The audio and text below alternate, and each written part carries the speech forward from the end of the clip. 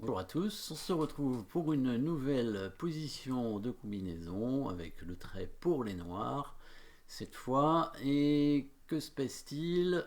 Des pièces actives chez les blancs quand même, avec la dame très dangereuse qui nous cloue le cavalier et même une menace discrète. Si c'est au blanc de jouer, les blancs vont mater tout de suite, en deux coups en tout cas, avec le fou qui prend le pion et ensuite le mat en prenant le cavalier. Malgré tout, les noirs ont quand même une pièce d'avance, comme c'est à eux de jouer, ils ont quand même une chance de s'en sortir, a priori, et la menace n'est pas imparable, surtout que de leur côté, les noirs aussi ont des menaces. Ils ont des menaces parce que, qu'est-ce qu'on pourrait voir ici, mais au niveau de la vision tactique, au niveau des thèmes tactiques possibles, il y a la possibilité de faire une attaque à la découverte, parce que la dame est pas...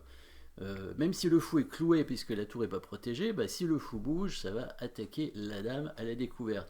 Donc si le fou peut bouger en faisant un coup forcé, c'est-à-dire un échec, évidemment la dame est perdue. Donc voilà un thème tactique qu'on pourrait retrouver peut-être dans cette position, à voir si c'est possible. Il faudrait dans ces cas-là que le fou puisse faire échec. Mais ce n'est pas le cas pour l'instant. Pour l'instant, on va regarder évidemment les coups forcés. Dans cette position, a priori, il n'y en a qu'un. Les coups forcés, d'ailleurs, il faut obligatoirement que ce soit un échec, parce que les blancs menacent mat en deux coups.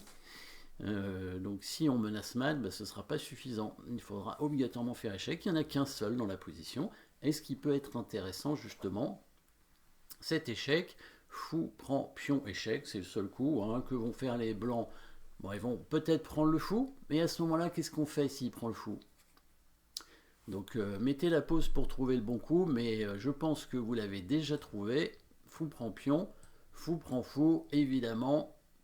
De toute façon, comme les blancs menacent mat, le seul coup, c'est bien un coup forcé, et c'est la vision tactique qu'on a vue tout à l'heure avec l'attaque sur la dame. Donc évidemment, on prend la tour sur échec pour faire une attraction du roi, on attire le roi sur une case blanche, et du coup le fou peut donner échec et gagner évidemment la dame. Le roi va être obligé de bouger, et du coup on prend sa dame tout simplement, et on reste avec une tour de plus. Ce qui veut dire que, parce que attention, c'est pas fini, ce qui veut dire que les blancs ne vont pas prendre le fou, parce qu'on n'est pas obligé de prendre aux échecs, évidemment. Donc il va bouger son roi, il n'a pas le choix. Bien sûr, s'il est malin, il ne va pas se mettre en G2, parce qu'on aura toujours le même coup de fou, avec fou H3 échec, et on gagnera la dame. Donc il va se mettre en H1, bien entendu. Et là, qu'est-ce qu'on fait? Mettez la pause pour trouver. Le problème de la position, évidemment, c'est qu'on n'a pas d'échec. Et oui. Et donc, ne pas oublier que les blancs menacent mat. Les blancs menacent mat en deux coups, mais ils menacent mat. Donc il faut obligatoirement parer la menace de mat et en même temps créer bien sûr une menace de notre côté pour gagner du matériel. Bon, après, on a une pièce d'avance, donc si on part le mat, sans perte de matériel, il nous restera toujours notre pièce en plus, et ce sera pas mal.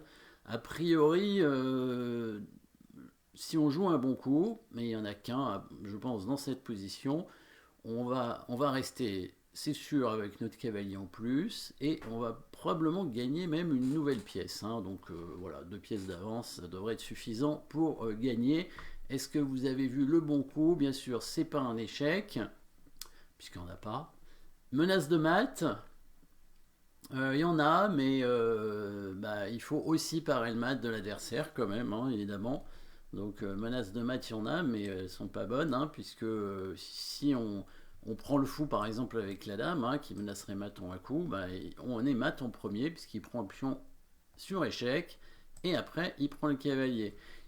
Il y a une façon de parer le mat tout en menaçant mat, c'est d'amener la dame en F6, mais le problème c'est que la dame en F6 est prise par la tour, évidemment. Donc vous avez vu peut-être le bon coup qui permet de parer le mat tout en...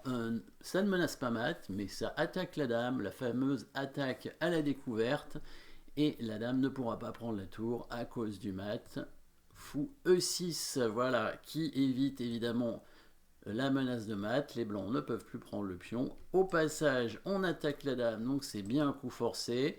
Et si la dame prend la tour, la pointe, c'est que on va tout simplement le mater avec les 2 fous ici. Et oui, le roi est complètement bloqué. Bon, il peut bouger sa tour encore là, et on prend sa tour par exemple, et c'est mat. Et du coup, ici, hein, la dame étant attaquée, il ne peut pas faire grand-chose. Hein. S'il bouge sa dame, il va rester, il est obligé d'aller là pour défendre son fou, je pense. Il va rester avec un cavalier de moins, et on peut même récupérer ce fou, hein, probablement. Voilà, ça va faire 2 pièces de plus.